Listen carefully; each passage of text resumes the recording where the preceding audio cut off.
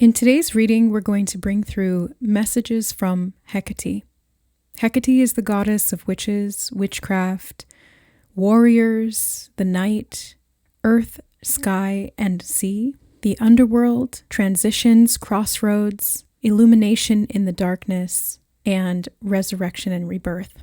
This is by no means an exhaustive list of the goddess's traits, qualities, personality, expressions, gifts, and I will leave a video linked below with a lot more in-depth and researched knowledge than my own.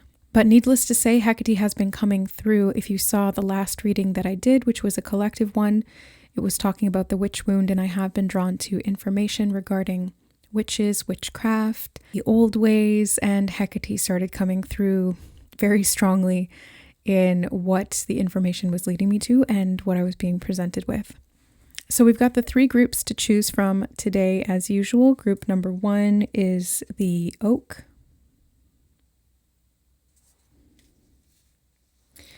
Group number 2 is wood betony.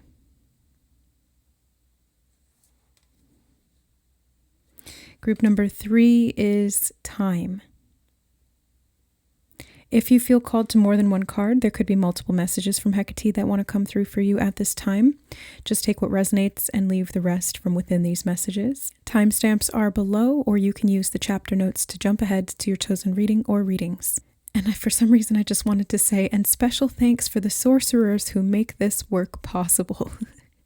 It's like the undescribed or undisclosed coven of witches who are drawn to these readings and to these messages. I love you guys. I appreciate you. May you be blessed in your magical workings for the greatest and highest good, and the greatest and highest good of all. Okay, let's go ahead and jump into the readings. All right, welcome group number 1 to your reading from Hecate.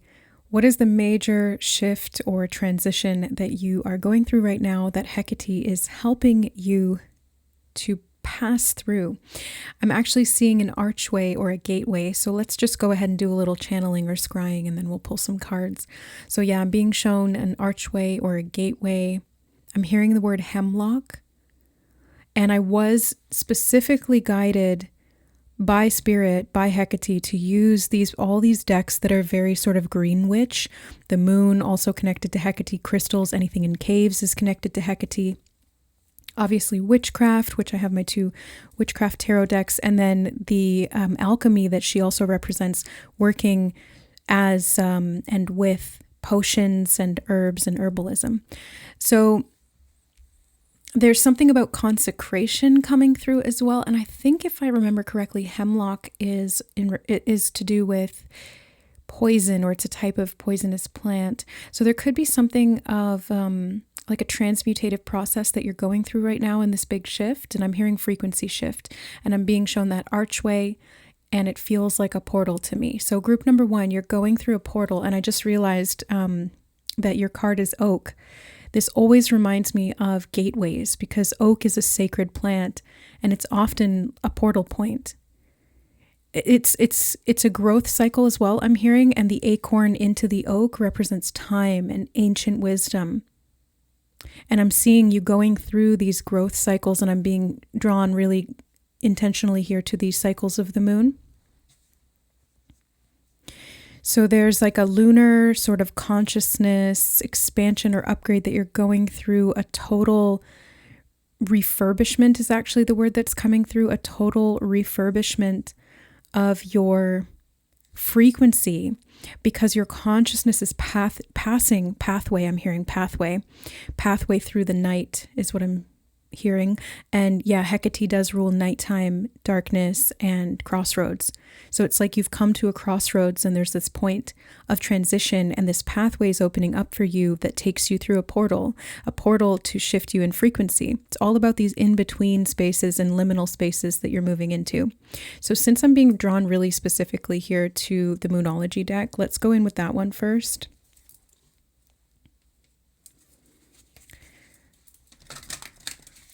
Because there could be something about nighttime or in the dark of night where this transition is taking place. Maybe it's even when you're sleeping at night in the astral realm, when you're transitioning from wake to sleep or sleep to wake. You could be receiving messages or transmissions at that time. So pay extra special attention to your dream state, any channeled information that comes through when you're kind of like in that transition point between wake and sleep. I just heard week, so something about a week. This could be about timing as well in a week. I'm actually filming this on the new moon in Scorpio, although these are always timeless readings, as energy is not necessarily dictated by time. Okay, on the bottom we have full moon in Scorpio. It's time to release negativity. Well, I was just mentioning the new moon in Scorpio, so this feels like this process of coming full circle, coming back around to something. And it's connected to this transmutative process. I'm being brought back to the energy of hemlock. I would have to go and look up and do a little research on what hemlock actually is and what it's used for constructively, or what its qualities are in terms of its poison. But it is coming through. Okay, you have emotions are running high, supermoon. Definitely. There it is, new moon in Scorpio. I'm filming this on the new moon in Scorpio. Work through your fears. Your fears may be amplified at this time, and this is part of the frequency shift, and Hecate is here to help you battle or face those fears. She shines a light in the darkness. That's why she is shown as the triple goddess of the moon, carrying a torch, keys, and sometimes a snake representing healing, transmutation. But I also just heard holding the doors open, meditate and contemplate, new moon in Pisces. Deep meditation, spiritual work at this time, 444, as I said, that is going to be very helpful. Communing with anything connected to the spirit realm. I'm hearing the word afterlife, the afterlife realms. Okay, where am I being guided next? Yeah, I feel this deck calling me. Paying particular attention to transmutation for you, group 1. Okay, we'll take those. Particular attention to transmutation. The world, full circle. Earth magic also seems to be important here. I'm hearing called into question. Are you calling something into question? Are you calling your fears into question? 6 of air. I think so, because you're moving outside of that.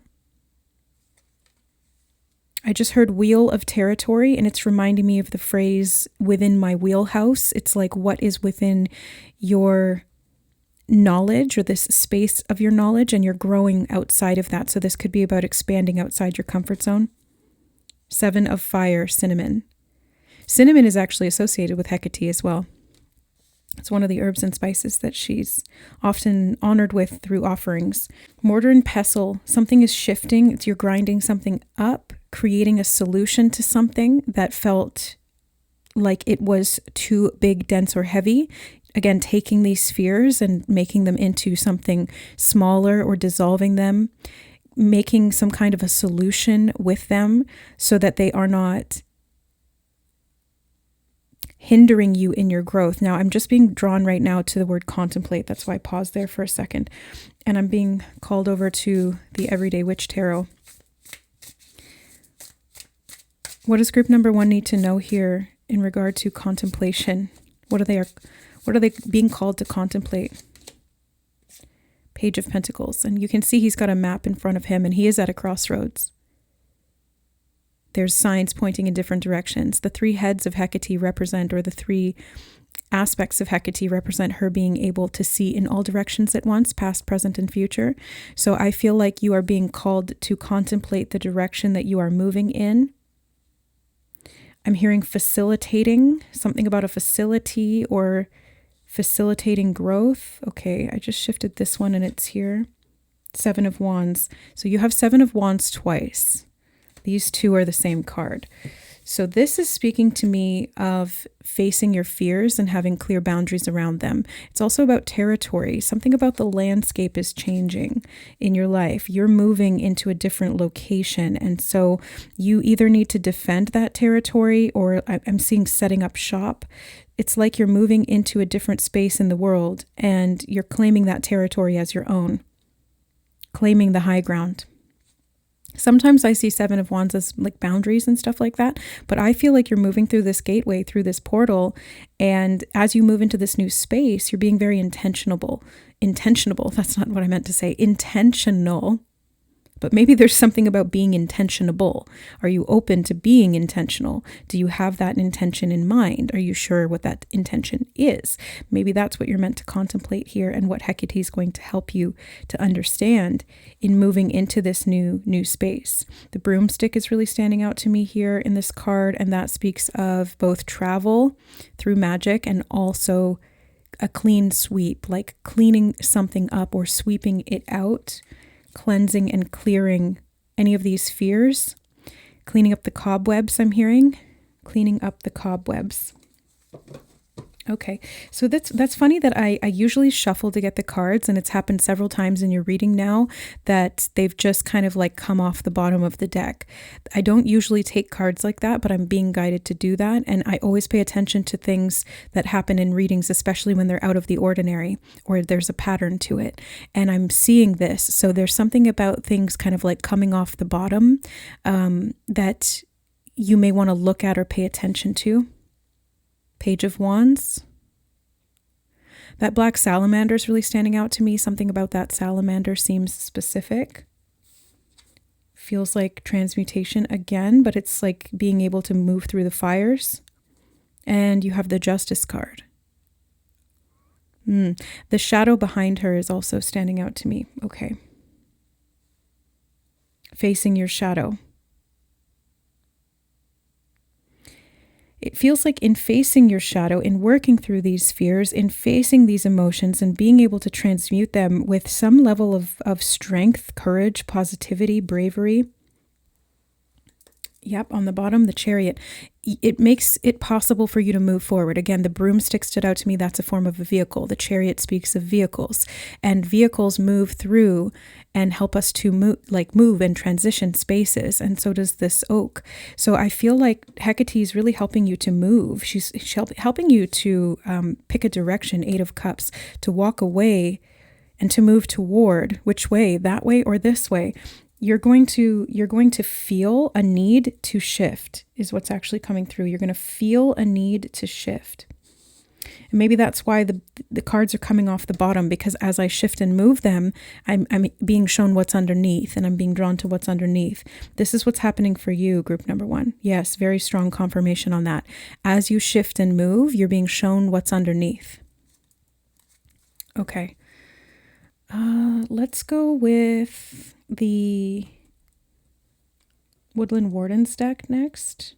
Snowflake Obsidian also standing out to me. All of these dark crystals are associated with Hecate. Black Tourmaline, Onyx, Shungite, Snowflake Obsidian. A lot of black stones, amethyst as well, but a lot of black stones. Okay, so let's find out more information for you, group 1. I just looked up and it was 1111. I was looking over at the stones, looked up at the camera right at 1111. So that's that portal, that gateway. You have horse and bluebell, modest fortitude. Horses are also associated with Hecate, and again, it's a vehicle. It's a mode of transportation.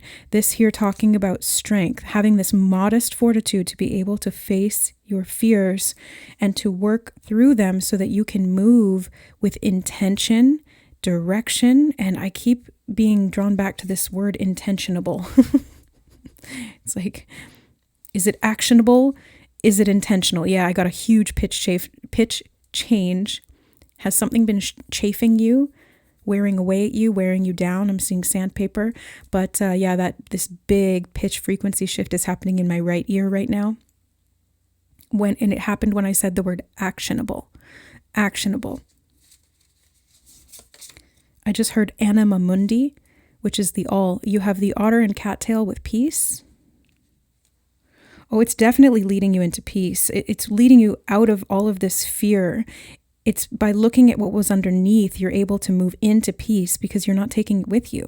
That's what Six of Swords talks about, and this is what the otter is confirming here as well. The badger and ginkgo, healing wounds. This is exactly what Hecate is helping you to do, and this is exactly what is occurring through this frequency shift. I'm hearing the word initiation or initiate.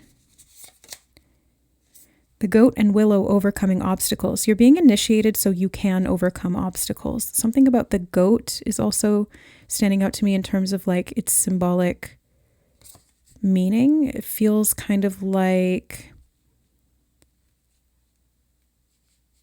this is so weird. I've never gotten this energy from goat before, but I'm getting some, ooh, okay, upheaval. Vulture and asphodel, upheaval. I was going to say I'm getting something about community orientation. No, I'm going to leave that in the deck. Something about sick or sickness. Oh, look at this. The hare and oak, new moon opportunities. Oh, the channeling in this reading is just really kind of chaotic, but I like it. New opportunities, it says, but I said new moon opportunities. And again, this is being filmed on the new moon. This is working with new moon energy. It's bringing in an ending because it's the darkest point of the moon, but it unlocks an opportunity. And again, oak and acorns. The hare here reminds me of kind of like chasing something in the night, chasing something in the darkness, the bobcat and blackthorn, patience, having patience with that because it is leading you to a new opportunity, but you may not see it right away. Hecate is going to help you do that. Now back to the goat. Nope, I'm being guided elsewhere. Nope, we're going to talk about that if we need to later. Being called to look at this. Acorn coffee. It's an acorn coffee recipe for power. Considered king of trees and the tree of life, oak is associated with gods of thunder and lightning. Traditionally, it is used for its astringent qualities as a styptic, I don't know if I'm saying that word correctly, to tighten the gut and veins and to dispel parasites. Parasites. Parasites that feed on fear. It's like you're purging these, cleansing and detoxing them, moving out of that frequency. Acorns are nutritive, protect the heart, and are emblems of good luck and protection, particularly from lightning. Jupiter's day, Thursday, Thor and Zeus could be significant here as well. And Hecate was actually seen by Zeus as somewhat of an equal. He really gave her a lot of power and dominion over the areas of her control, which he didn't do with a lot of other gods or goddesses. So there's something about being given divine authority because you're very, very skilled at this. Perhaps even giving yourself divine authority because you're very, very skilled at this. Now, it's interesting that you have two pages here. This could be like two areas of focus that you are still being initiated into, or like a new phase of learning. Yes, I feel like this is opening up to you.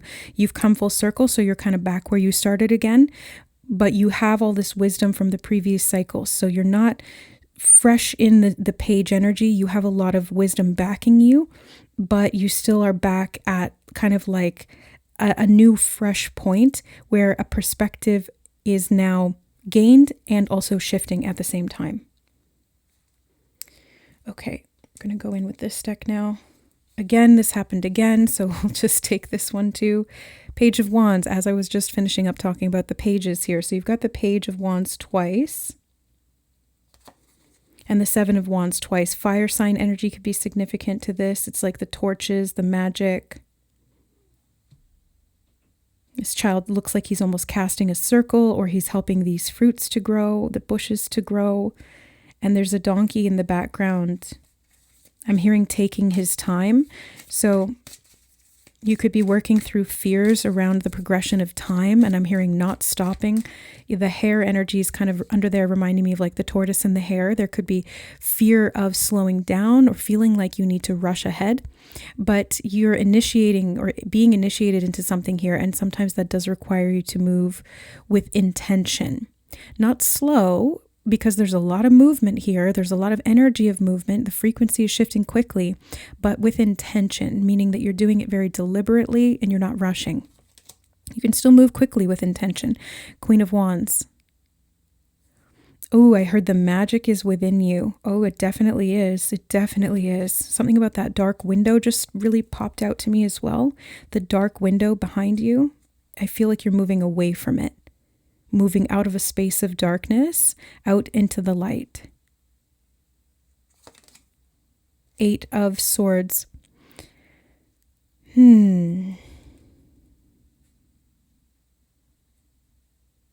That's weird. I just heard she doesn't know what she's gotten herself into. On the bottom, we've got the Four of Pentacles. Is somebody peeking in at you, doing some kind of magical work? And there's the little turtle. I just realized as well, there's the little turtle. But it's like, do they not know what they've gotten themselves into by connecting with you? Maybe they're coming in sort of unintentionally and not realizing how powerful you are or what kind of wisdom you hold, or how healing you are, and how sometimes that can bring about upheaval when people step into your energy and you are very powerful and a healer. They don't always get what they bargained for. Sometimes they're looking for peace and they end up getting a whole lot of upheaval, because to get to the peace, you have to go through the fear. Yeah, it's like, God, give me strength, and then God sent you trials to strengthen you. It's like, it's not necessarily be careful what you wish for. It's just, you will be given what you need to cultivate that power, not given that power just outright. There's an initiation to be able to hold that power, to be able to move into the space or the embodiment of it that allows you that level of strength. And I'm hearing the word adept. This Eight of Swords feels like a mystery to me. It feels very mystical. Okay, let's get some. I was going to go for the one deck we haven't chosen yet, which is this crystal one, but I'm actually being drawn back here to get a clarifier for the Eight of Swords. Show me what the Eight of Swords is here about.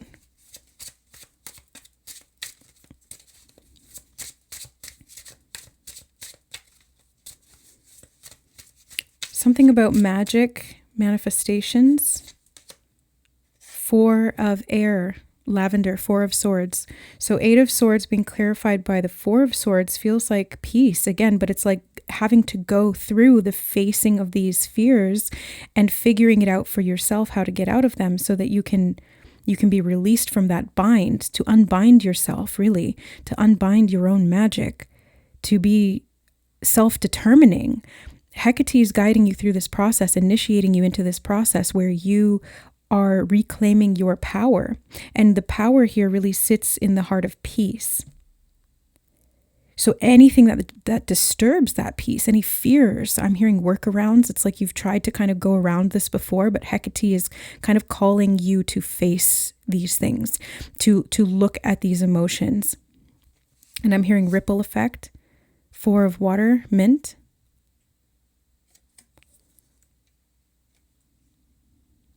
Two fours on either side here feels like stability. The blue jay in the background is standing out to me. Eight of Air, Eight of Swords again, licorice. So, and here's this archway. You're moving through the archway. The gate is opening, it's creaking open, and it's inviting you through it. Are you going to do that? Are you going to choose to do that? Because it is up to you.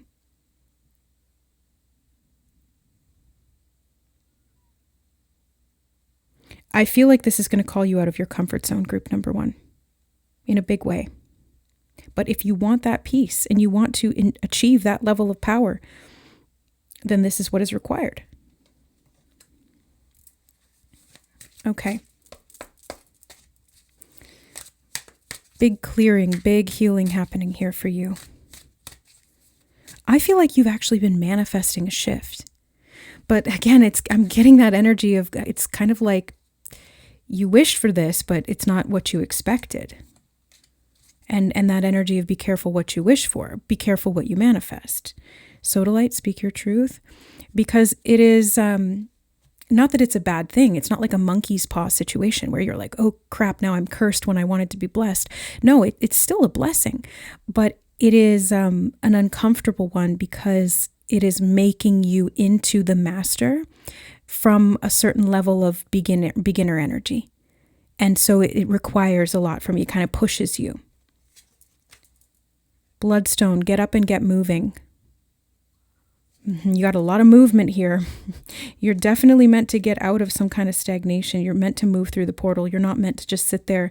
You can contemplate. You can take a little bit of time to be intentional about this, but don't sit there at the crossroads forever. There's a need to push forward. This energy is kind of like causing you to push forward. And I'm hearing manifesting again. It's like your energy is manifesting really fast right now, group number 1. Celestite, soothe your soul. Peace will soothe your soul, that's for sure. That is 100%. Azurite, get laser focused. Be super, super intentional with this. Because your focus is what determines your results. That's what allows things to manifest. And what you face, you're able to dissipate so that you don't have some underlying focus on that energy or focus on trying to avoid that energy. All your focus can then be redirected into where you want to go, what you want to build, who you're becoming. Very strong overcoming of these obstacles for you. Ooh, an Iolite, shift your money mindset. You could be trying to figure out how to create abundance for yourself here with this Page of Pentacles and shift your money mindset. There's something about the nature of cycles. Again, I'm being brought back to the cycles of the moon, manifestation with the moon cycles, full moon, culmination point, that's the harvest. New moon is when you plant the seeds. So yeah, you plant the acorn and then either at the next moon cycle or the 6-month one that's down the line, you know, the new moon in Scorpio, and then 6 months later, the full moon in Scorpio. It's where the seed has really been able to take form, but you've got to be careful what you're planting. You don't want to plant fear because then you'll just harvest fear. So you want to plant intentionally and focus your wand, which is really your mind, so that you can create and shape your reality with real power here. Okay, final closing messages for group number 1 from Hecate, please and thank you. The moon. The moon cycles are so important. And you're flying again here. You're up on the broom. You're moving at speed. So use those cycles with intention. See yourself as powerful. Yes, you may be a beginner right now at something, or you may be coming back around to a beginning point, even if you have that knowledge. But remember, this is what you're moving into. It's the potential of your soul. The potential of the oak tree lives within the acorn itself. It's also knowledge and wisdom that you already have acquired. It's already inside you. That's why you see yourself this way. That's why you're drawn in that direction. Hecate is guiding and leading you in that, and she's going to show up for you. Something about black cats and black dogs is also coming through, and yeah, those are connected to Hecate. So they're your protectors and your guides on this healing path. Yeah, I'm hearing the word transformation. Transformation. Anything else you want to say? Oh, tea leaf cards. Thank you. Success. Success. This feels like a guaranteed success. And I'm hearing pivot point. That's the whole point of this. It's the whole point. I'm seeing a needle point, getting to the point. Casket. Someone going out of your life or the end of a situation. This is the death of the old version of you. This is, Hecate rules these transitions. She's a psychopomp. She helps you to transition. She helps souls to transition through the death process. And specifically, she also helps souls to transition through different stages of the underworld, like different trials and tests in that underworld space. So doing this kind of shadow work, it is a death of the self, but with that comes rebirth, and there's so much success that is going to come of it. Anything else you want to say here, Spirit? One more thing regarding the success, and I'm being drawn back to the crystal deck. Okay, clarifier on the success. What is the success going to look like? Wow, aventurine. Create your own luck. The success is that you can create your own luck. You can manifest, but it needs to come from this point of peace within you. It is so central in this theme. And Hecate is teaching you how to do that, but you must be disciplined, a disciplined disciple of your own power. Hecate doesn't give you that power. She just shows you where you've been using it inefficiently. Let's put it that way, where you've been unfocused or putting energy into the wrong things and where those things need to be resolved so that you can put the energy into the right things. Now, I always say that luck is just alignment, and I'm hearing better alignment, and I'm being brought back to the very beginning again, world full circle, being brought back to something about buying something that you once wanted once upon a time as a symbol of the manifestation you've been able to achieve. But I'm being shown, oh my God, there's so much coming through. I thought we were going to close the reading, and now it's like it's beginning all over again. Once again, world energy, but I'm being shown Felix's magic bag. Felix the cat, he's like that black and white cat who's got this magic bag, and he's kind of like this sort of trickster energy, but in a good way. And it feels like, again, you can create your own luck. You can pull anything out of the bag. You have the magic. You have the magic touch. Okay. One last thing. There was something coming through about alignment. Yeah, it's like the shifting of this frequency is what gets you into alignment. And alignment is just focused energy that is congruent. It's congruent with your soul path, your soul's intention with your ego's intention. They come together and they can work as a team, and that makes things more powerful. You know, it's like the chariot. Where was that chariot? It's probably gone in there now, but it's like the two horses of the chariot, instead of pulling in opposite directions and really stalling out the movement, they work together and you can really drive things forward. So I'm seeing that being a manifestation, or what that external success is going to look like. It's going to look like anything you want it to look like, because when you're in alignment, that's where your luck really kicks into high gear. Yeah. And I'm hearing manifestations prove worthy of the one fruitful enough to bear them. Okay, that was a direct channeled quote from Hecate, from Spirit and Hecate. So I will leave that there. I'm not gonna try and pick that apart, but I think you will be picking some apples here from that fruit of the tree of knowledge. Okay, I love you guys. Thank you so much for being here on the channel, for participating in these readings energetically, and for helping me to bring them through and produce these collective messages on this path. I'm hearing the word divination. This is what we're doing here, but maybe some of you could be stepping into that as well, or already do that. Healing wounds can help you to open or unlock your intuitive abilities too, by the way. Yeah. And thank you to everyone who's booked readings with me. I have gotten a few of those out. Jody, yours is out now as well. Keep an eye in your inbox for that. Who else? Johanna, Myra, I have Dana up next. So thank you guys for your patience with that as I get to the readings in divine alignment and timing, and as my energy and spirit allows. If you guys would like to book a reading with me or a session energetically, they're all recorded in this style and sent out to you via email, and it's through PayPal. The information is in the description box below. Thank you to everybody who's donated to the channel, to the growth in my work. Thank you to everybody who supports through the memberships as well and gets access to the additional content there. We've got the live stream coming up at 2 p.m. on Tuesday this month, November. So that's the Soul Family live stream. Looking forward to seeing you guys of the Soul Family clan there. And I think that's it. I love you guys. We'll see you in the next reading. Bye. All right, hi group number 2, welcome to your reading. You guys chose the Wood Bettany card, and we're looking at messages from Hecate regarding this massive shift that you are going through right now and the guidance you may need in regard to that.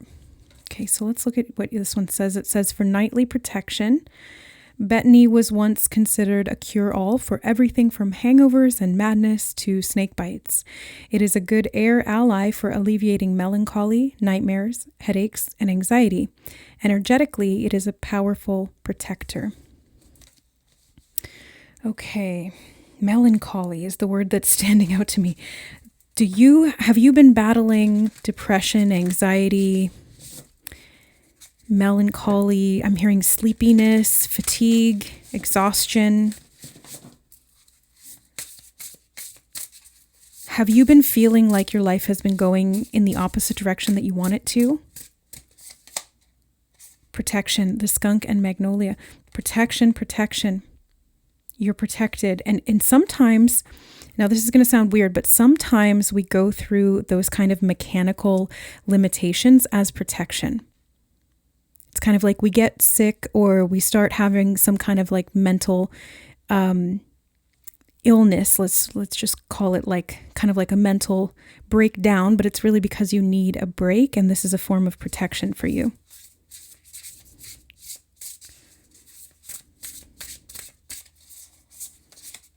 Independence and nourishment. I feel those two cards as well. Independence and nourishment, the cat and lavender, and the antelope and wheat.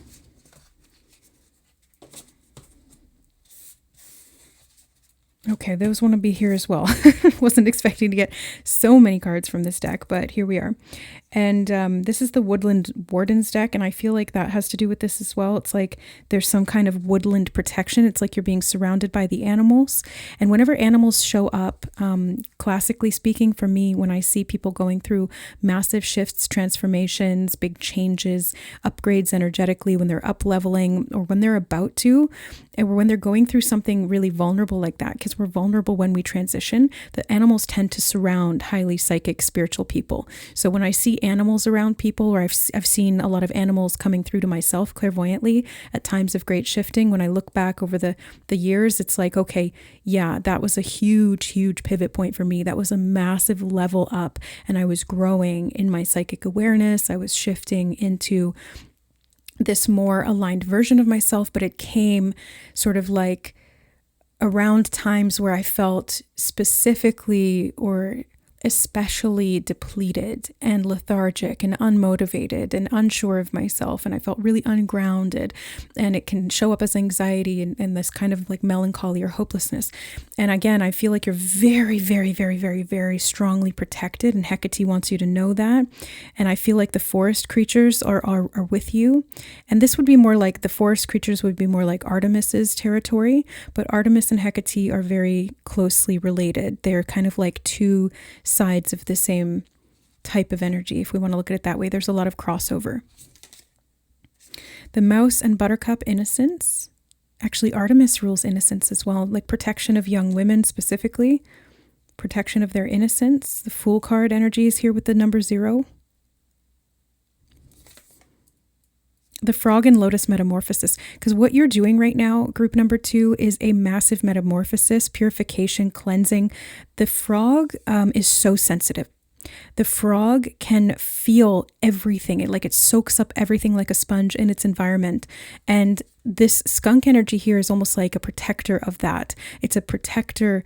It knows how to ward off certain types of low vibrational energy that have maybe surrounded you or started to seep into your system, to get you out of a mindset that is limiting and keep you in a mindset that is refreshed despite what may be going on externally in your circumstances. I feel like you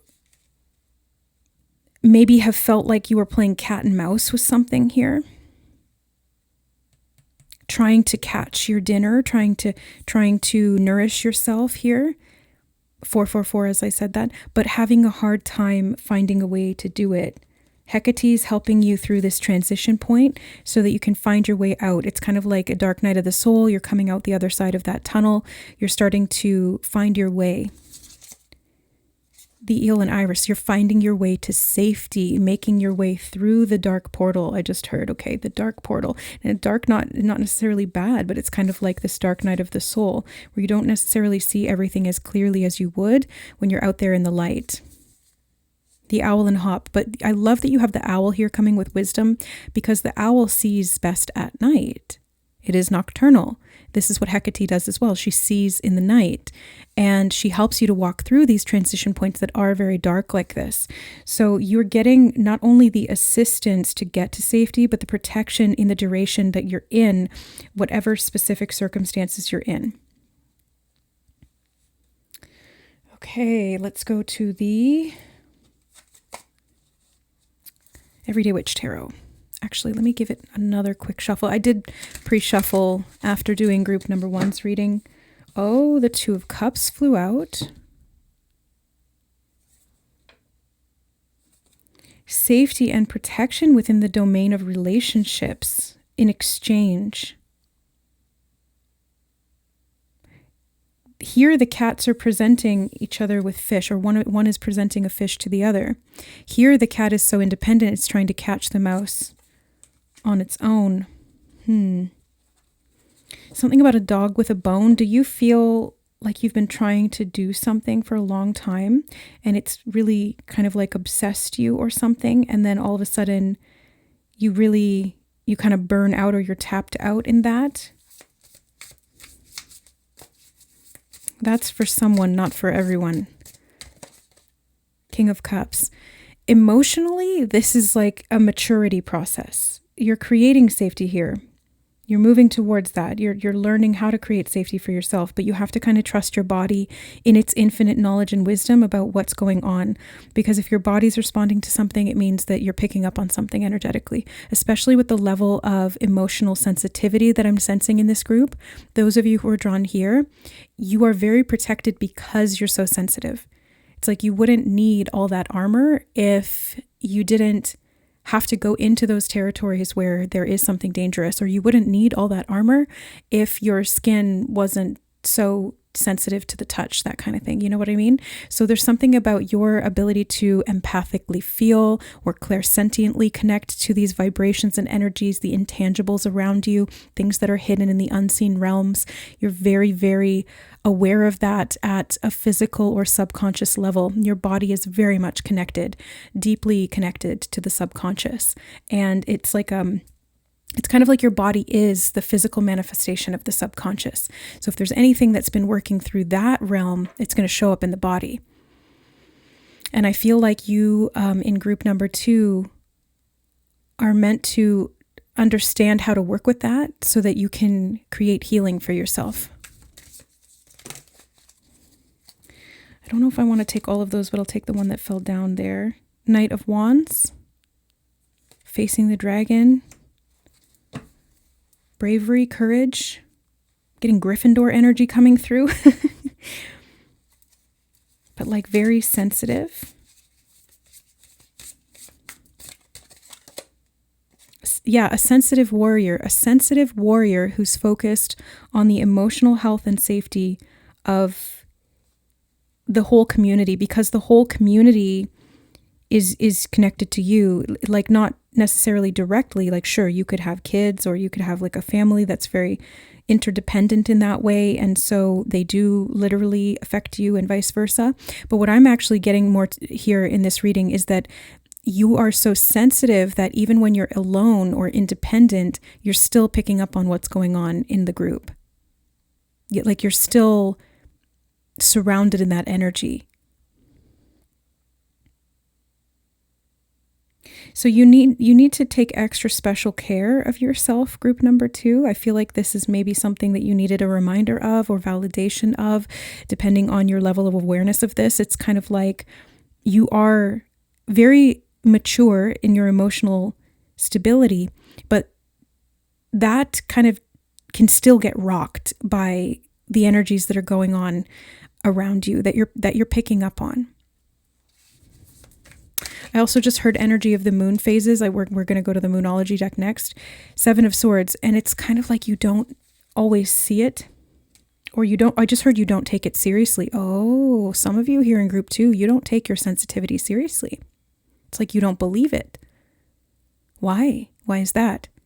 Were you gaslit into not trusting your body and its innate ability to perceive, to receive, and to send signals? Have you been told that it's all in your head, or that it's a mental health issue? And it certainly can manifest that way, but it's in this group specifically, the message is that it's coming from your subconscious sensitivity. It's coming from the fact that you're so perceptive, and not just about like what you're scanning for, but energetically what you're attuning to and what you can feel, what you pick up on without even realizing that that's what you're picking up on. It's just like you have a massive energetic field and everything kind of like gets sucked into it or bumps into it or scratches up against it, and you feel it all without realizing that's what you're feeling. Queen of Pentacles. You may need extra grounding practices to help you here, because I know as a sensitive psychic myself, as an HSP and a hermit on the bottom, yeah, it's like we need a lot of alone time to gas ourselves back up again, to renew our energy, to clear out the external energy. Even when I'm alone, like this independent cat here in the hermit, like even when I spend all my time alone in the house, I'm still picking up on energy from the collective. I'm still picking up on energy of what's going on in the astrology. I'm still picking up on friends and people at a distance who are thinking of me, or people that I'm doing readings for or will do readings for in the future. It's like, it's so much. It's so much. And I'm here to validate this for you, group number 2. I'm here to validate this for you. Hecate's here to validate this for you, wants to draw your attention to it because there's wisdom in this. This owl again up here in the branches. It's like there's wisdom in knowing what you can't see and understanding that, especially if you're in a relationship. Underneath of this was the Knight of Cups. It's like you receive a lot of telepathic connection, communication that you're not even necessarily aware of half the time or most of the time. And there's just kind of like this need to not necessarily like board yourself up and completely shut out the world, but it's kind of like you need to find a way to protect yourself energetically by being aware of this so you can create safety in your own space, in your own body, in your own head, in your own home. And from that, it really helps to strengthen you and to allow you to feel without feeling overwhelmed by what you feel. Okay, let's go into the Moonology now. I'm hearing restoring equilibrium, and I'm looking at the, or I'm being drawn to the Innocence card here. Restoring equilibrium. Okay. First quarter moon, your commitment is being tested. Oh boy. Commitment being tested on what? Full moon in Libra, relationships, again, relationship patterns, dynamics of interchange of energy. Where there is an exchange of energy, there needs to be awareness and there needs to be intention when it comes to what we understand as our own. Like, where do you begin and someone else, or where do you begin and end and where does someone else begin and end? It's kind of having awareness of the separation while at the same time understanding that everything's connected and interconnected. But yeah, it says a win-win outcome is forecast. So I feel like as you create this safety within yourself, as you protect yourself, you are then also offered protection, or there are then also mirrored that back to you in some way from specifically some particular relationship dynamic that's important in your life. I'm just going to move that off to the side. Something about gold, the frequency of gold, and on the bottom we have your dreams need a practical plan. Something about panning for gold I'm being shown. Full moon in Taurus. Taurus energy, grounding. And look, she's got all this gold here. I just heard satisfaction. Gold. The grapes and the fruits and the trees. Nourishment. I don't know what that gold frequency is about. It keeps coming back. Gold frequency.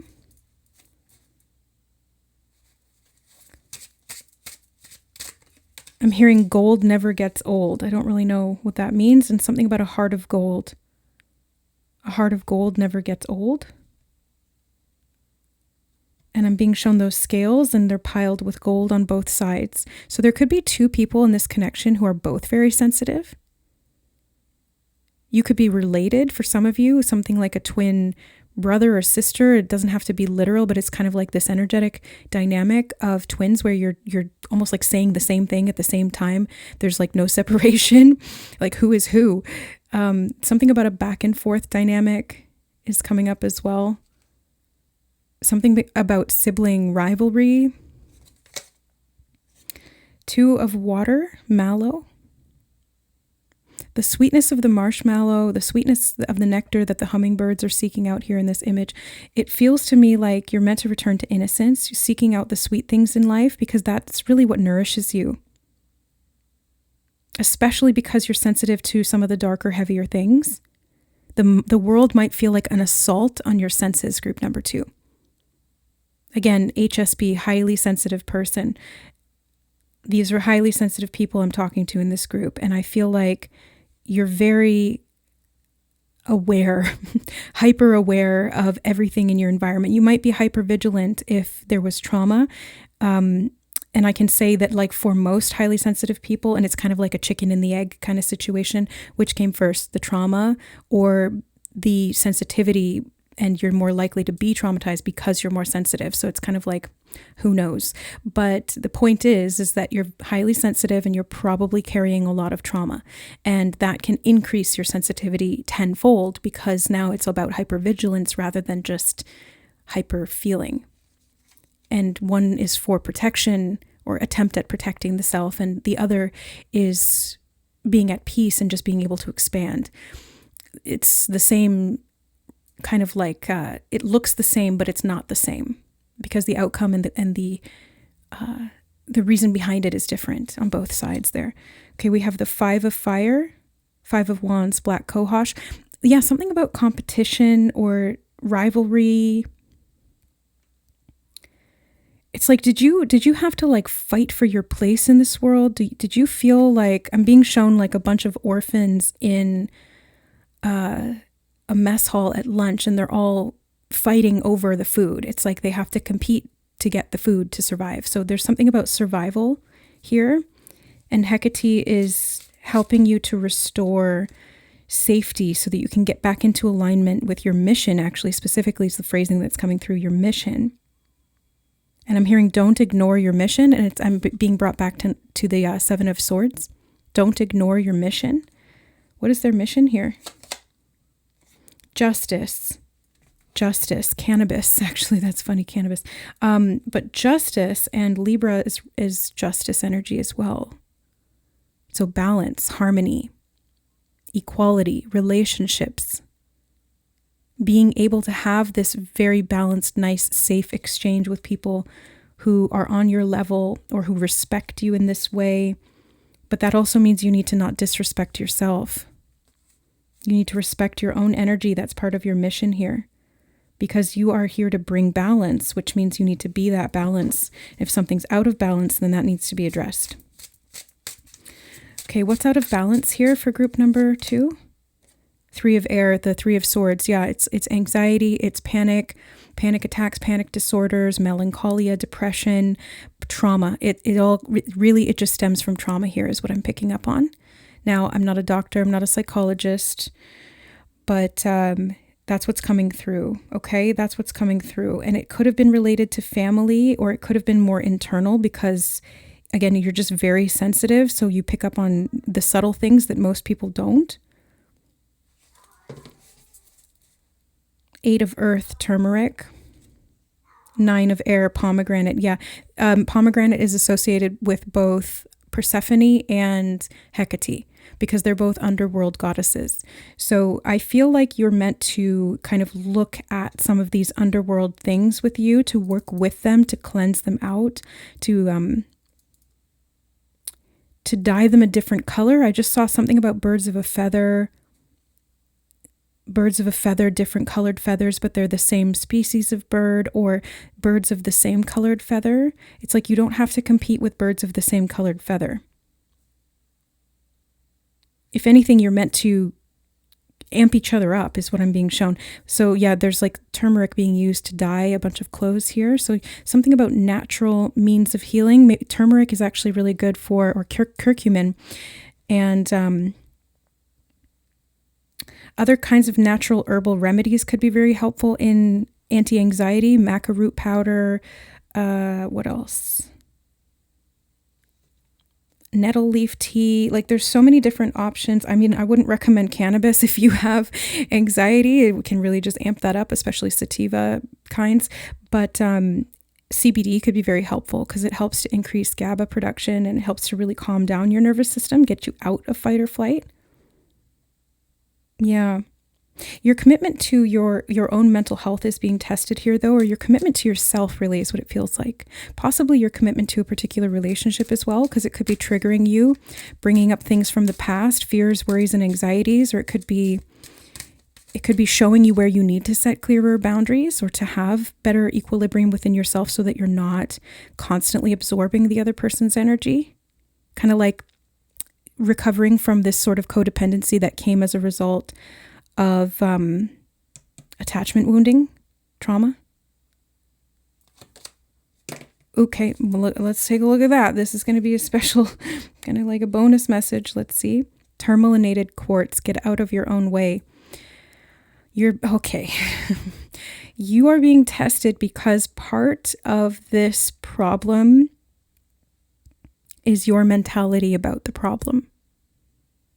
Now, not to like call you out in a harsh way here, group number 2, because it's all love. It's all love here. There's absolutely no judgment. I understand this group energy. I'm still healing and recovering myself, so I get it. But there is a perspective shift that needs to happen here. And part of it is that you've been taught in some way to invalidate your own experiences, to invalidate your own sensitivity. And I get that. That makes a lot of sense because this world is not built for sensitive people. And it's not predominantly populated by sensitive people.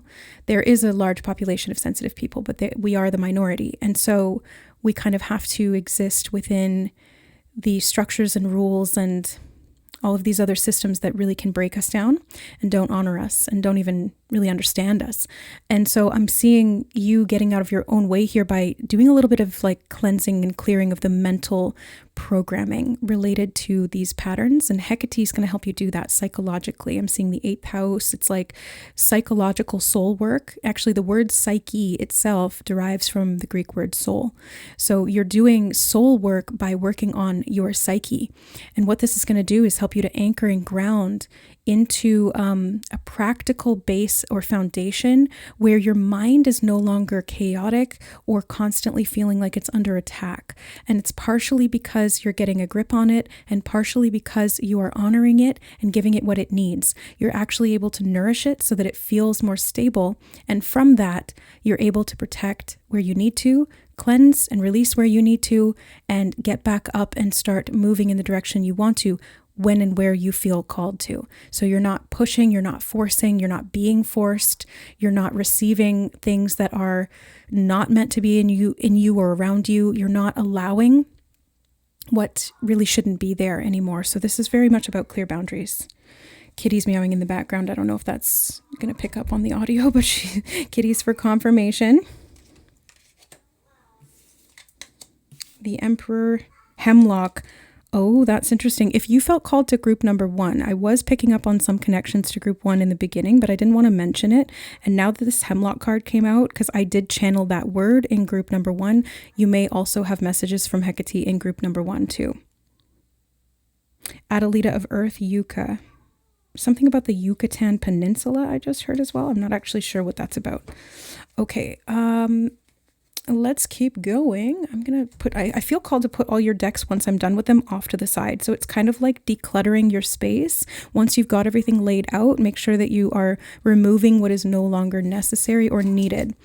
It's kind of like decluttering your mind and removing any mental constipation. Okay, Kitty's coming into the reading very loud, very clear, having her voice known, asserting her presence. Come here, sweetie. Come here, my love. What's wrong? You just want attention? Okay. Yeah, that's allowed. You're allowed to want love. Everybody needs love and deserves attention. I'm not going to edit this out. Normally I would, because she does this a lot. Yes, baby. But I feel like this is a message for you, group number 2. Specifically, that you are meant to give yourself attention when your nervous system, when your mind, when your subconscious is like crawling around. And I'm seeing somebody like in pain, writhing, crawling on the ground. And it's like they are screaming at you psychologically. Your psyche is screaming at you, asking for your attention. And instead of denying that, it would be very beneficial, very healing if you would be able to just meet it at that level where it's at and help it through that process. Okay, let's see. The Tower card, the Wild Hunt. I think there's fear around facing these things. I'm hearing survival wounding. Facing these intense fears, which did come up. That was a literal card that came up in group number 1. So again, connections to the group there, the messages there. But I'm actually seeing this as an awakening and an empowerment process for you if you can allow it to happen. But you kind of have to surrender to the Tower, the Wild Hunt. You have to surrender to this process of breakdown for this rebuilding to occur.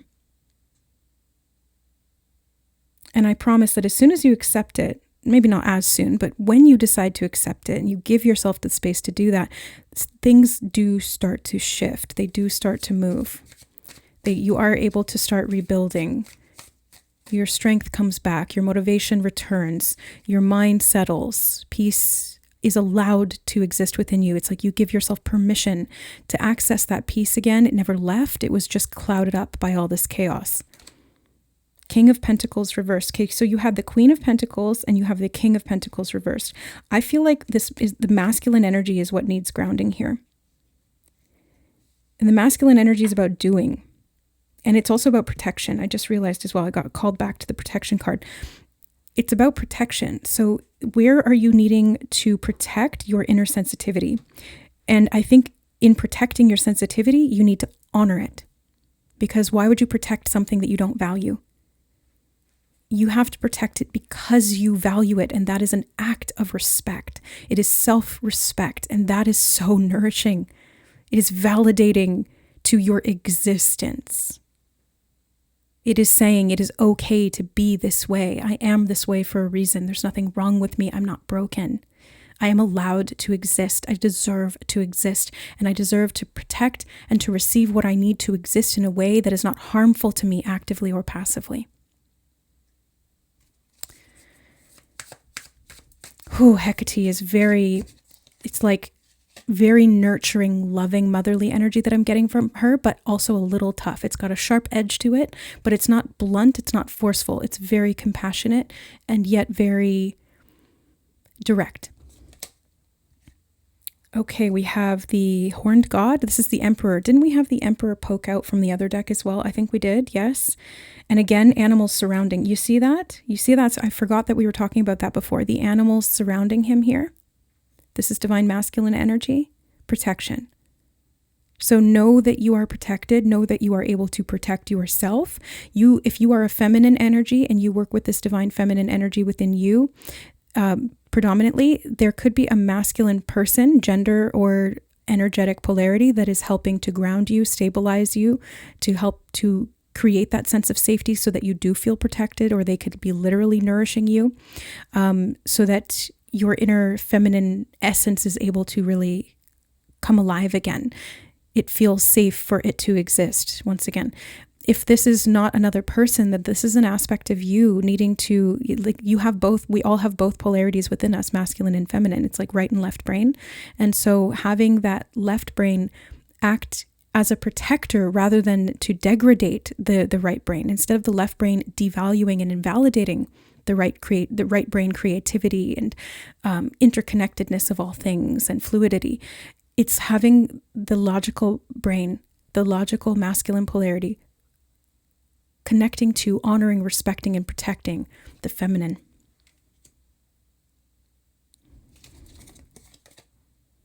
Eight of Wands reversed. I feel like you need to sit still. I feel like you need to give yourself time. And you might be like, I don't want to sit still because that's all I can do. You know, I'm like stuck in bed or on the couch, or I can't move, or it's really difficult. And if that's what your body is asking for, then you need to just surrender to that. Instead of trying to fight against it and push yourself to move, surrender and let yourself be still. It's the only thing that works. I can tell you from experience of trying to fight against this myself, that when I have a hard time getting out of bed, when I have a hard time and I'm feeling really down, instead of fighting it like I would have in the past, there's still a bit of me that tries to, but I have to get out of my own way and remind myself of these things, and I know the patterns. So when it happens now, I'm better prepared, and I'm able to say, okay, Siobhan, today we're going to lie in bed. Today we're going to do absolutely nothing. You are allowed to do that. I give you full permission. I am honoring your needs at this moment. I can sense that you're overwhelmed, you're overburdened, things are heavy today. That's okay. We're going to sit with it. I'm right here with you. I'm not going anywhere. We're going to get through it together. And then it may take a day, it may take a few days, it may take a little longer. It really depends on the cycle and what's being worked through. But the further I try to push myself and fight it, the harder it becomes. The more I surrender to it, the faster it eases out.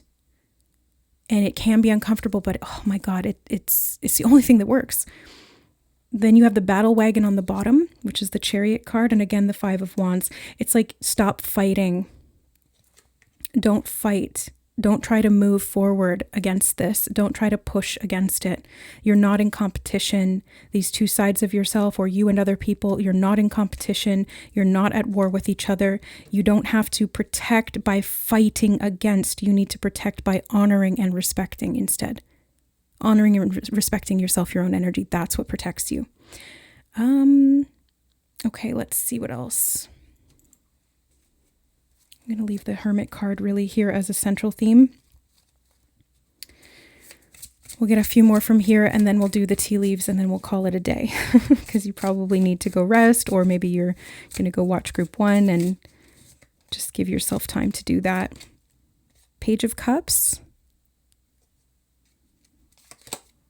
Ace of Swords again. Okay. Yeah. So I wanted to repeat that message that you get a lot of downloads. You got a lot of electricity pulsing through your system. And so it needs to be matched with the fluidity here of the Page of Cups. On the bottom, the 10 of Pentacles. I love that you have the 10 of Cups and the 10 of Pentacles. This is proof that you will, or you have successfully created or will create stability, safety, longevity, prosperity, a sense of community that doesn't feel like a threat, a sense of community that does feel very balanced, equal, and exchange is fair. Yes, very, very fair, but you have to establish that first in yourself.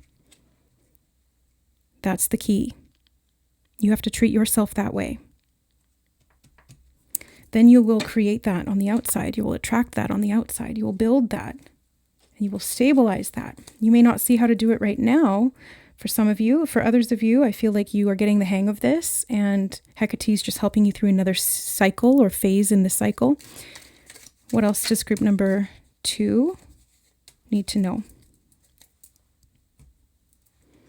Lion, time to act.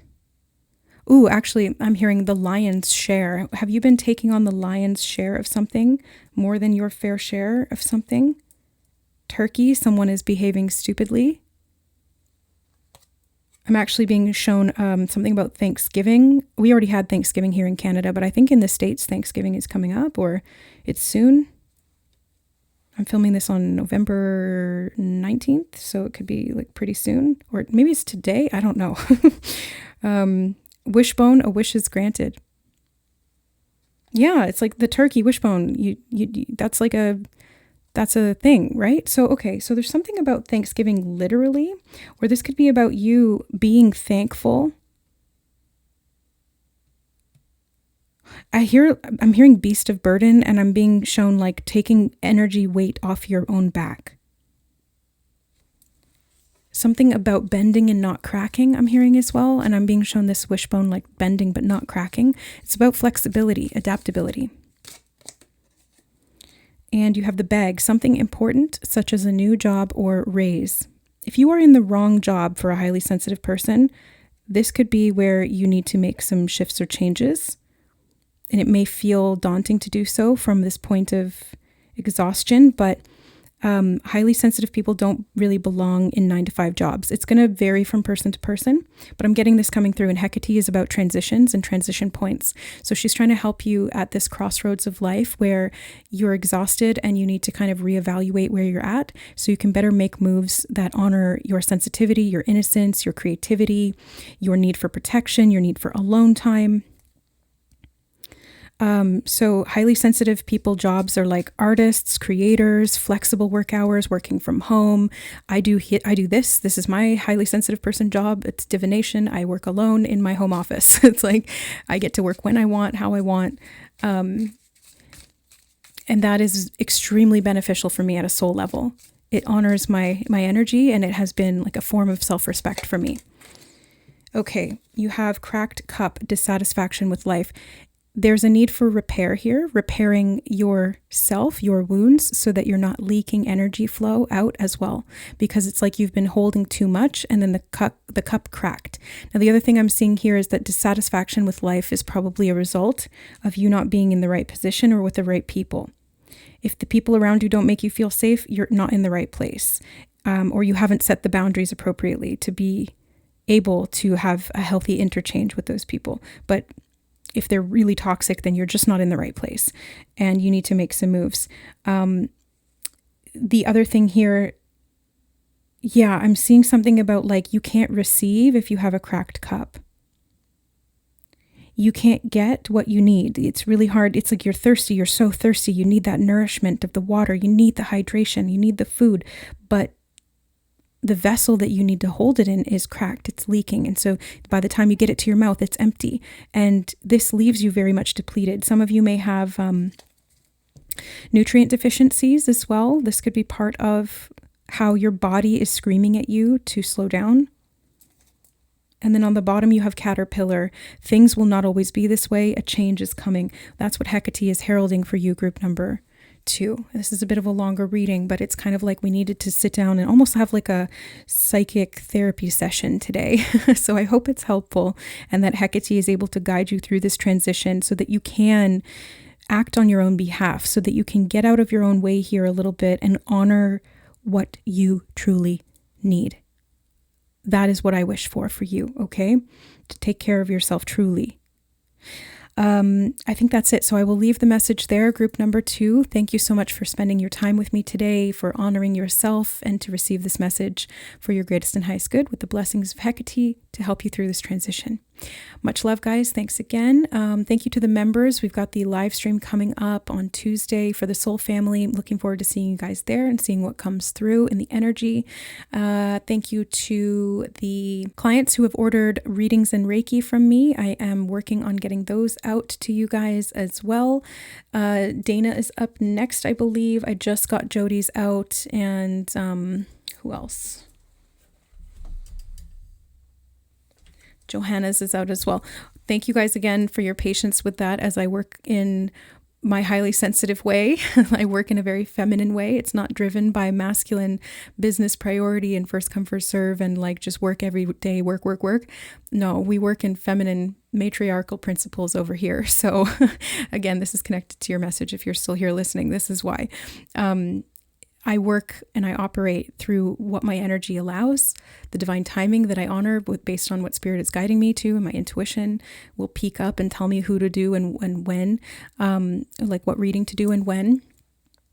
And some days I'm not able to do any work at all, and I have to allow that to be okay. So yeah, I just wanted to share that with you guys and thank everybody who has worked with me in this way and has allowed that, who has honored that in me. I'm the one who has to allow it to get other people to honor it. Anyway, rambling now, but I love you guys. Thanks again, and we'll see you in the next reading. Bye. All right. Hi, group number 3. Welcome to your reading. Messages from Goddess Hecate in regard to this massive shift that you are going through. And I'm hearing meet me at the crossroads, and she is the crossroad. I'm hearing crossroad queen. Crossroad queen. Okay, so you guys chose time. And actually, before I read this, I was getting some messages while I was pre-shuffling your decks about things being lost or out of order being restored into balance or where they're meant to be. It's like lost pieces of the puzzle being returned so you have the whole set and you can see everything at once. Lost cards from different decks misplaced or in the wrong place being put back in the right place again. Things that were reversed being set right, being righted again, put upright. I was getting this message coming through, and also something about psychic potential and the invisible power that you have. And time is reminding me, we'll look at this in a second, but it's reminding me before we get into its message about time itself, like the nature of time and how psychic energy moves through time and is not necessarily hold on, I'm hearing trapped in parallel. Okay, so there's some like fragment of the mind or the psychic self or the soul that was trapped in a parallel dimension or something, and it was like split off or cut from the self. And it's like the in-between, or there's a crossroads, a junction point between these parallel timelines, because I'm being shown a crossroads in my mind's eye again, and I'm hearing Queen of the Crossroads yet again. So Hecate's coming in to help you to like cross compare and put things back into their right places again so that you can restore harmony to your soul. And I'm hearing completeness and wholeness. a whole soul, not fragmented anymore, because you're returning these parts of the self back. And I'm being shown open doors on both sides. Like there's this sort of like fork in the road, and there's two sides over here that were parallel to each other, both the doors open, and there's a meeting in the middle. Okay, so now let's get to your card. It says, time fomentation for ease of breath. The ancient Greeks used thyme for mental acuity and vigor. A key respiratory herb, it strengthens the lungs, warms and dries excess phlegm, and expands the breath. Other species of thyme, including Thymus praecox, I can't say that, could be used in the making of this remedy.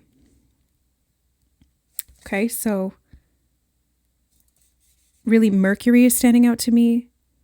And Mercury and Hecate were said to be almost like counterparts energetically, because they both rule journeys and transport. And specifically, Hecate rules transportation of souls from one realm to another. And Mercury can also rule that as well. So they kind of like, they're like masculine and feminine counterparts of each other. And then I see here you've got Venus. So there's like, I'm getting a sense of fluidity. Again, the fluidity of time, like it's not a masculine principle. Time is more feminine in the essence that it flows, that it cycles, that it's, I'm hearing that it can become fragmented. It can become fragmented. So something about time fragmentation. Wow, this is interesting. Okay, let's get into your cards. What is going on here for group number 3? In regard to time fragmentation, the bee and pomegranate productivity, and pomegranate is connected to Persephone and Hecate because they're both underworld goddesses. I'm hearing shining the light and in the light of day. Something about the sun. I'm seeing like sun card energy in the tarot connected to this bee, and I'm hearing harvesting and through time. And I'm being shown how, again, it's kind of like the skin in between these different segments of the pomegranate separated. They're like the boundary lines between this dimension, or this parallel reality and this parallel reality. And it's like you're kind of like breaking it open and mixing those two together. And that's a very productive thing for you to do right now. And I'm hearing the bee is in transit, and I'm being shown a bee buzzing back and forth from flower to flower.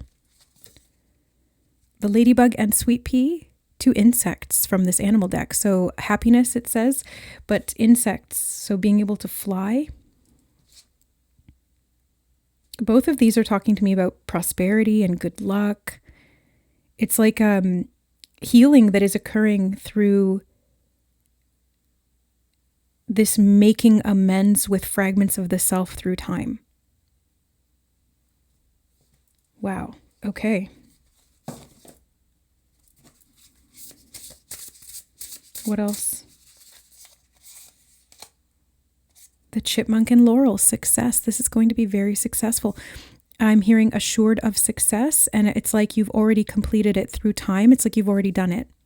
So it is an assured success, a guaranteed success, because you've already done it from a future vantage point. This like future timeline, maybe that's what it is.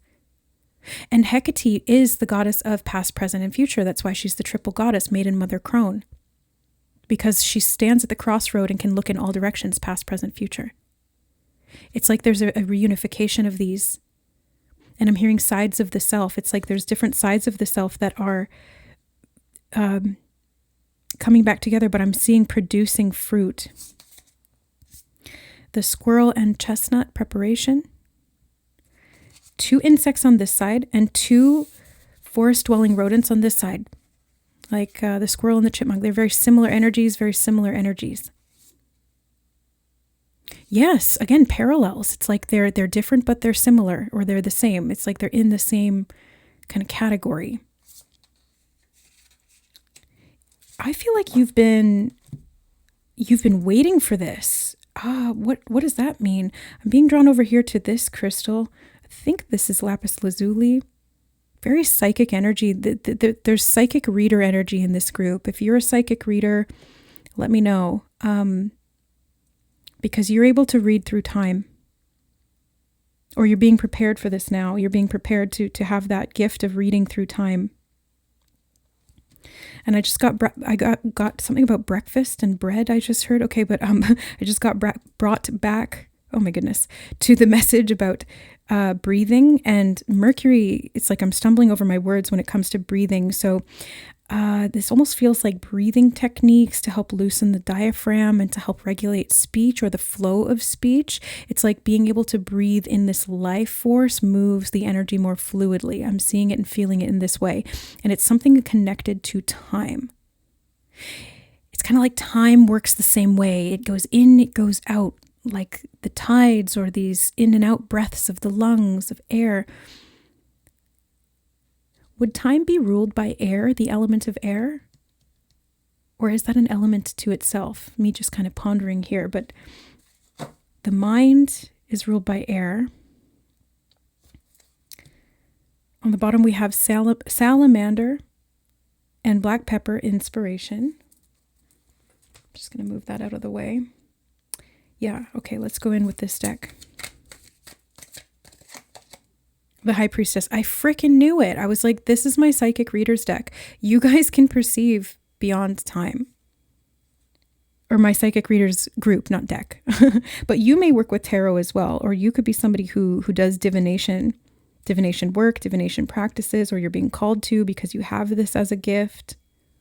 You're meant to work with it. It almost looked like, does that not look like time that she's sprinkling into the cauldron? It kind of looks like it to me. She's putting time in the cauldron. Oh my God.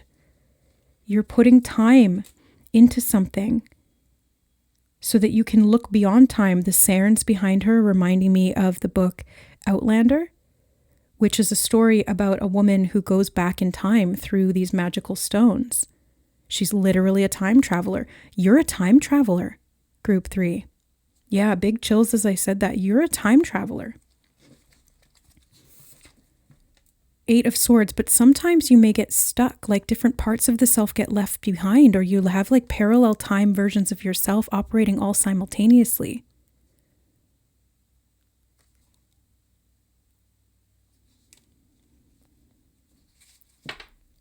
The fruit here, the fruit of knowledge, like going back to the first fruit, this Garden of Eden, Eve energy is coming up. 9 of Wands. That is so weird. I just heard something about getting a spanking. Oh my God. What? It's connected somehow to this little mischievous fairy or like this pixie. I don't know what the heck that means. Being reprimanded in some way. 2 of Wands. Something about a split. Yeah, something about a split. And I'm hearing needing to recognize. There's something about recognizing yourself through time. And it's, for some reason, you weren't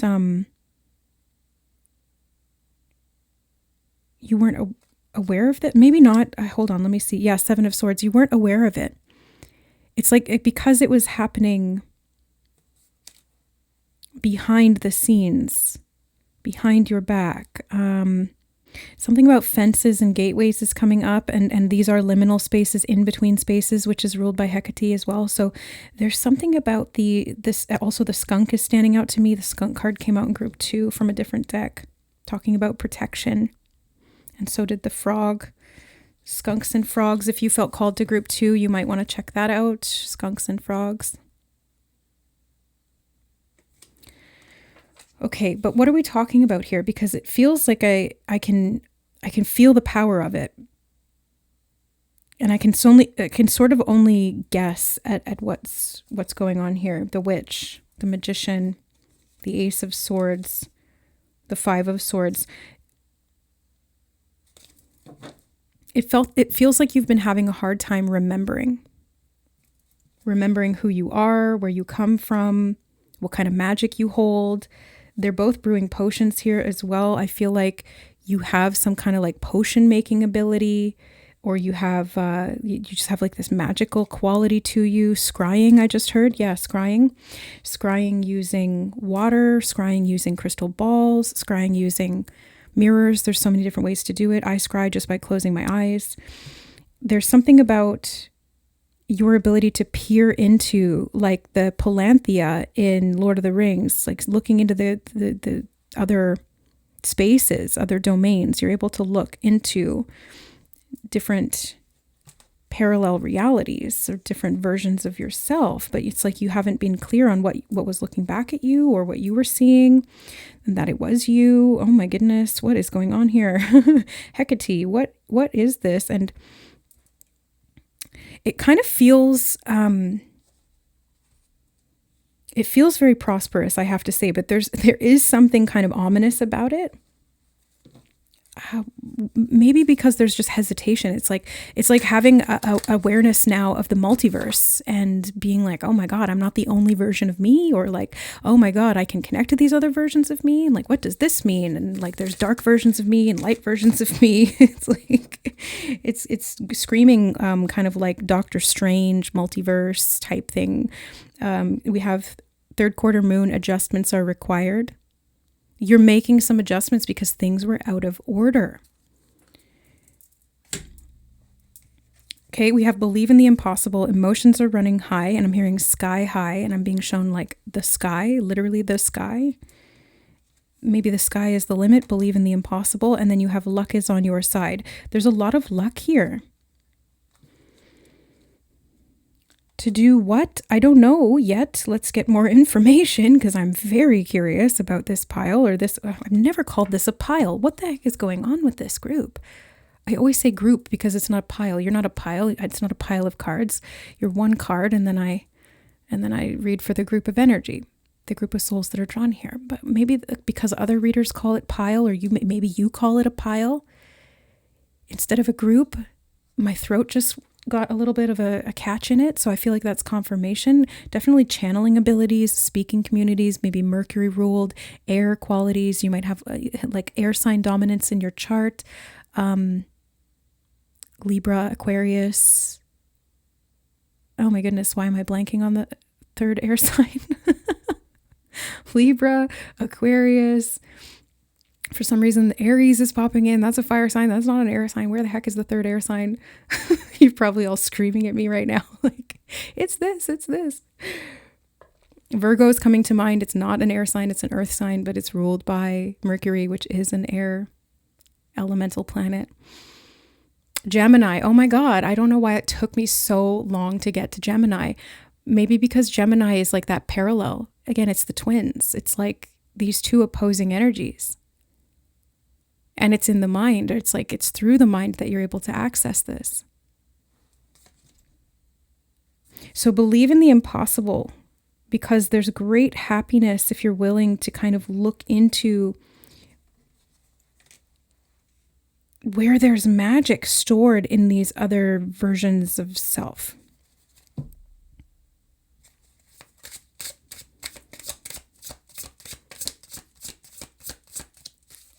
And there's like a collaboration process that feels like what you're doing here. You've got Adelita of Earth, Yucca, the God's Eye. You have the God's Eye. I'm hearing running on high. It's like there's something about your psychic abilities that run on high just very naturally. And Hecate's helping you to restore harmony, so bringing these parts back together again. 3 of water, lemon balm. Peace. The 3 of water is reminding me of the triple goddess, which is Hecate, the mother, maiden, crone. Again, past, present, future. These 3 aspects, the Trinity. The Trinity.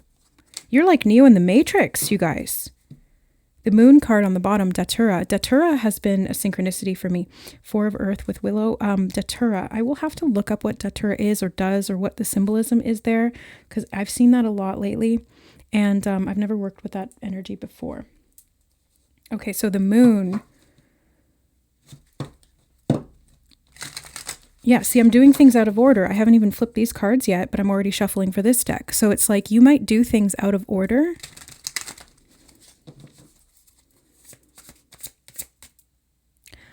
What? I just heard Agatha Christie. Oh yeah, she writes murder mystery novels. Maybe you're trying to solve a murder and it's like you've got all these clues, but you're kind of like looking in the darkness, which again, this is what Hecate helps you to do. She is the torchbearer and she holds the keys. So she helps you to see in the darkness, to illuminate those dark spaces where the dark moon is, you know, the moon card. It's like the new moon when it's darkest out at night. She's able to help you illuminate that. There's good luck in that for you. Number 18, 1 and 8 makes 9. That's hermit energy. So I feel like introspection is going to be really helpful for you. I'm seeing you looking through the inner eye and being able to resolve something that was like in bits and pieces, where you had separate pieces of the puzzle, but they were mixed up or you didn't have them in order. And now you're able to put it together. Page of Cups. I actually just heard making amends, and then I'm seeing this painting that he's making here in this image being the amends, making a painting that is making amends, or making amends personified through art somehow. I don't know what that means. And the Lovers, there's Gemini energy again, the twins. Okay. I'm hearing making magic happen. Judgment on the bottom. Kind of like Pied Piper energy. Oh my goodness, you have a lot of power. Okay, let's look at these. No, I'm being told to wait.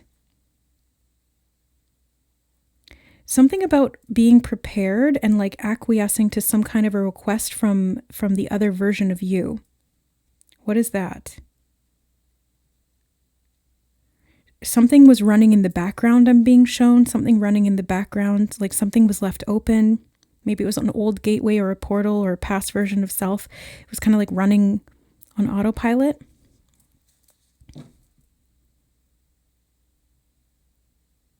Maybe you're needing to close that out, but it doesn't feel like closing it out. It feels like a reintegration. It feels like bringing these separate parts back together. I just saw 1919. That's sun card. 18 is moon. Bringing these things back together. 2 suns.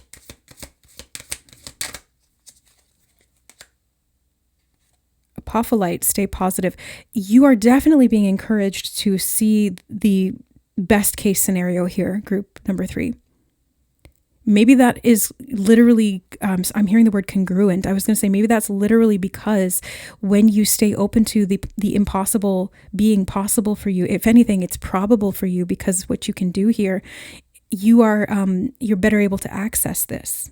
So it's like this high vibration through this transition point is what gives you access to these parts of the self, and then you call them home again. Yeah, it's like you're the Pied Piper calling these parts, soul fragments, parts of you home again. But it's like you have to recognize them. You recognize yourself. Adventuring, create your own luck. I had a feeling this was going to come out because I saw it when I was pre-shuffling. Yes, there's luck here. Oh man, is there luck. Luck. It's like, and luck is just alignment. I always say that. It's like luck is spiritual alignment. It was past tense. Didn't mean to say that. It's just channeling through as I'm speaking. It was destined to be. Therefore, it was in alignment. Therefore, it appears lucky or improbable or impossible, once in a blue moon type of opportunity, but it wasn't. It never was just luck. It was meant to be because it was congruent. Now, there was something stopping this, and I'm being shown you stopping at the threshold, and that's why Hecate's coming in, because she is the lord of the threshold. She's the goddess of the thresholds. So she's helping you to cross these thresholds there and back again, moving to that side, connecting, recollecting, and then moving back again. Moving through time spaces and the spaces in between time. Oh, wow. Hematite, ground yourself. Oh, that's definitely going to be helpful. Yeah, because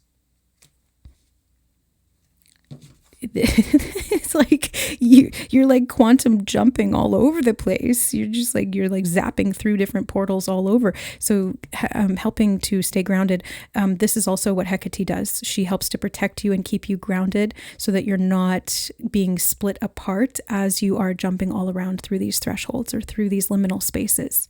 She is stable in transition. This is what she's helping you with. Oh, wow. Lepidolite, recall your dreams. Very, very psychic energy showing up. That you could be astral projecting, traveling, lucid dreaming. You could be having this stuff happen in an unconscious state.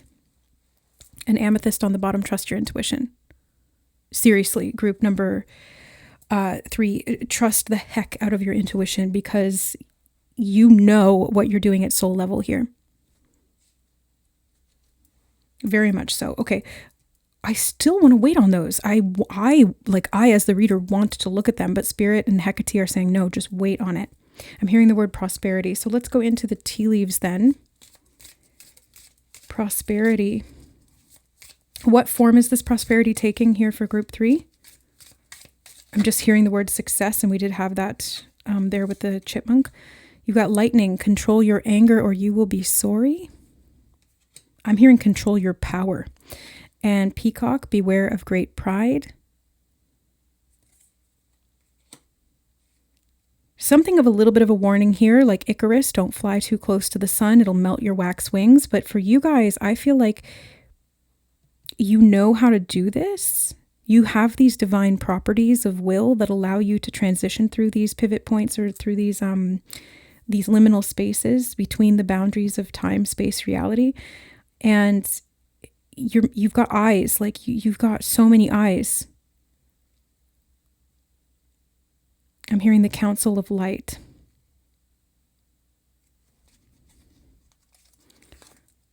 Shield. You need to defend yourself. Spiritual warrior. Fair man, dealings or relationship with a man with blonde, gray, or white hair. Shielding yourself from this man or this man may be shielding you, something of a protector.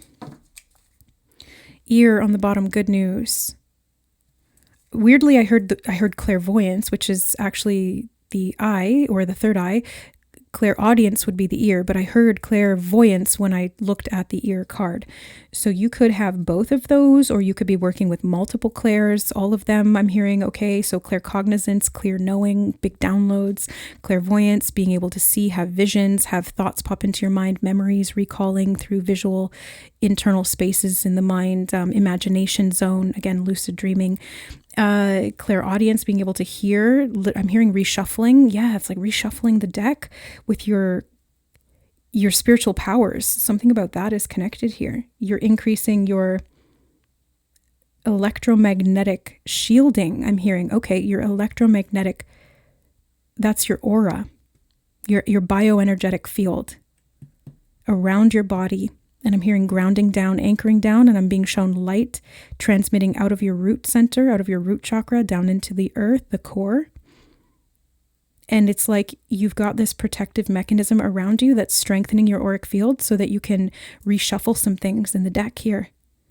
Maybe even changing your circumstances because you're connecting to different parallel realities and channeling in that energy so that you can become whole again and put yourself, it's kind of like you are giving yourself new life circumstances.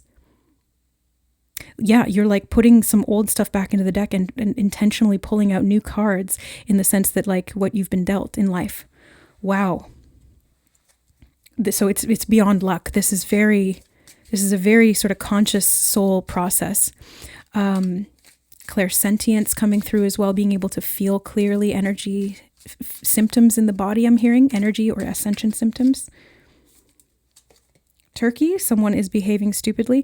You may need to shield yourself from someone who's angry or is filled with pride or like wants to destroy you in some way. These could be shadow archetypes of yourself. They could be like, like the evil twin version of you kind of thing in the parallel reality. I don't know, but there is some, I don't feel afraid of that energy at all. Like when I'm in your reading, when I'm in your energy and connecting to this message, group 3, it feels absolutely like 0% intimidating.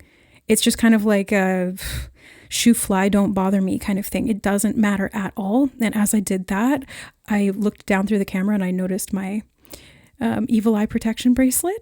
It's like, it doesn't bother you because you have this level of psychic protection, and you don't even need to have a charm to affirm that or to represent that. It's like it's within you. It's built into the system. I'm seeing the eyes of the peacock feathers. Yeah, you've got like this built-in protection. Bull, do not back down from opposition. Show strength and fortitude. Do not back down from opposition. Target, a goal-oriented person. You know, being this psychic can sometimes make you a target. I can say that. I can speak to that because other people, especially people who don't have this kind of power and they envy it or they want it or they haven't done the work to get it, but they want it anyway, they can see you as a target. And so they can see like the power pulsating out of you, and it kind of puts a big target on your back. Okay, they want me to read for that. Thank you. That's what these cards were for. See, it's like these cards were meant for this energy, to clarify this target card.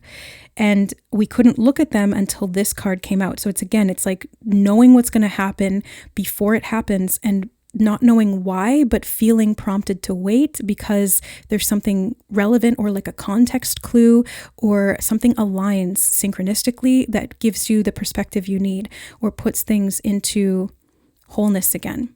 It's like you get the foreshadowing and then you know to wait, and then you see the full picture unfold. Okay, so what is this target talking about here? Hydra of Earth, Linden, she's building a fence here, weaving a fence. It's like being able to protect yourself is what this feels like from any targeted energy that's directed towards you. We have the Wheel of Fortune in reverse with Kitchen Garden. Okay, so it's like, okay, yeah, look, northeast, southwest, there's this protective circle.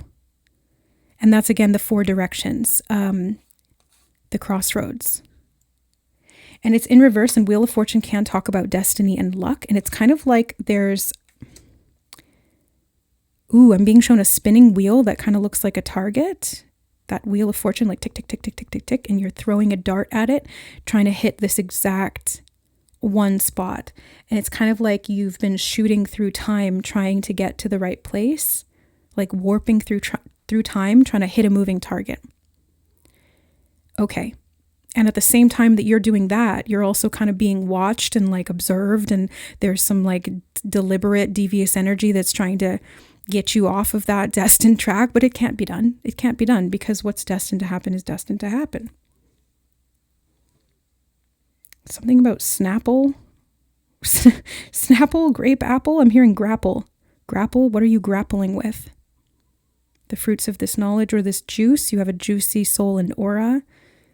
And it needs to be, I'm being shown like the Snapple drink glass being like sealed shut, airtight, hermetically sealed. Ace of Earth, nettle. Hermetically sealed. You did? Okay, hold on. And the Empress, rose.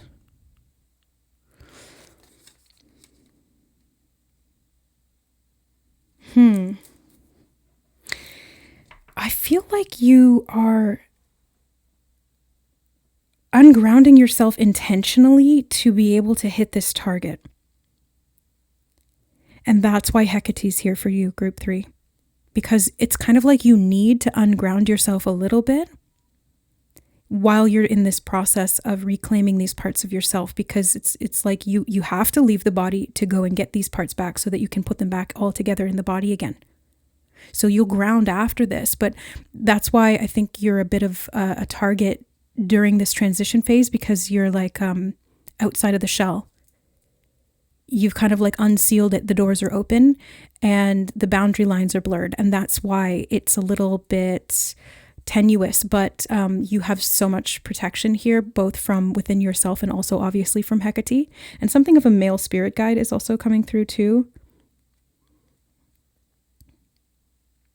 Something about amusement parks. Right. Yeah, I'm being shown a Ferris wheel, the Wheel of Fortune. Ferris wheel.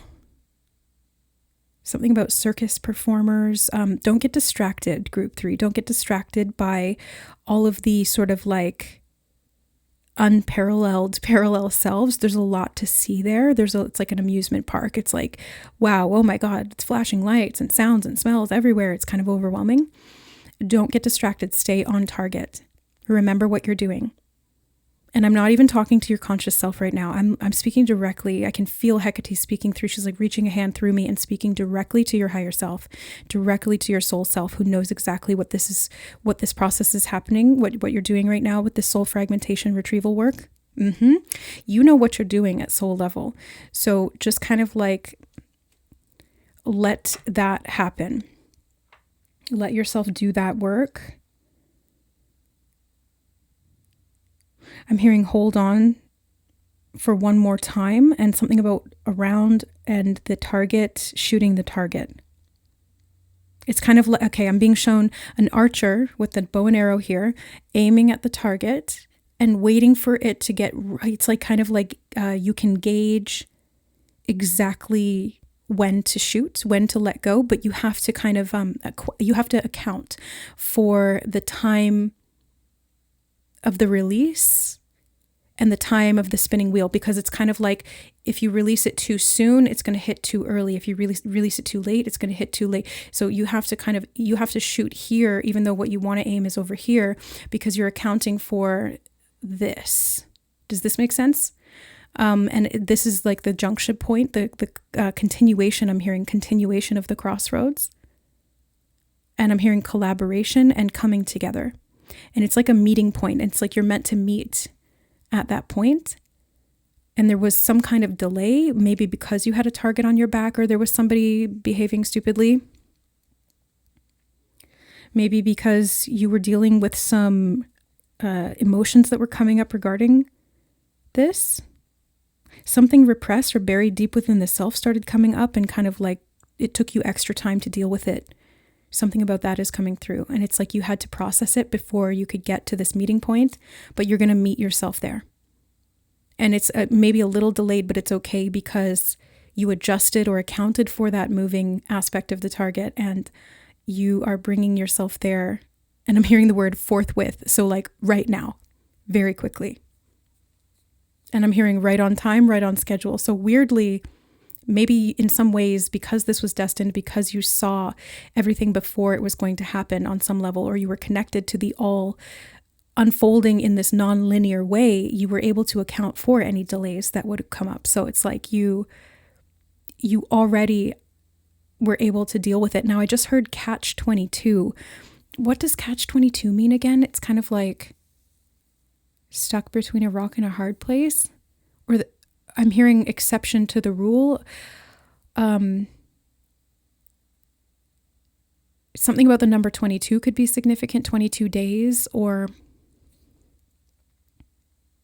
I'm hearing 22 and Ferris wheel. Again, I don't know what that is directly referring to, but I'm hearing the path and the trajectory. And I'm hearing the speed equivalent, and I'm being shown math equations, like I'm being shown like pi over this, like squared, quantum, blah, blah, blah. I don't understand it, but I'm being shown that visually. So it's like your soul self put in the calculations, did the equation, did the math, accounted for variables, accounted for everything, and is making its way to the destination. And I'm hearing predestiny. So I cannot believe this reading, group number 3. This was so cool. I'm very intrigued. I'm fascinated by this energy and by, what this is going to result in. I don't think we really got much on that, like why you're doing this or whatnot. And I don't feel called to ask. So I'm maybe just not supposed to know. Like I'm not supposed to know as the reader, or maybe you're not supposed to know until you get there. Something like that. But definitely follow your intuition, trust your intuition, because my God, it knows what it's doing. It's all happening exactly timed perfectly with the cycle here. Cycles of the moon could be significant too, because Hecate rules those as well. 22 days. I keep hearing it again. Maybe like a 22-day cycle. Yeah, it kind of reminds me of like 21 days to break a habit, or 21 days of or 21, and then the extra 7 days or 28 days of the menstrual cycle. So there's something about this lunar cycle, and I'm hearing it's connected to the pivot. Alteration, of course. So, I mean, if you remember, come back and let me know how this unfolds over time. But otherwise, I wish you luck. Lots of shielding and protection for your greatest and highest good as you project yourself outward into these future, past, non-linear, parallel timeline trajectories. And frequently really upgrade yourself through calling all of these parts of yourself home. Super, super powerful group here. I love you. Thank you so much for being here, my wonderful witchy friends. May you be blessed by Hecate and by the divine for your greatest and highest good as you do this work. Much love. Many blessings. Bye.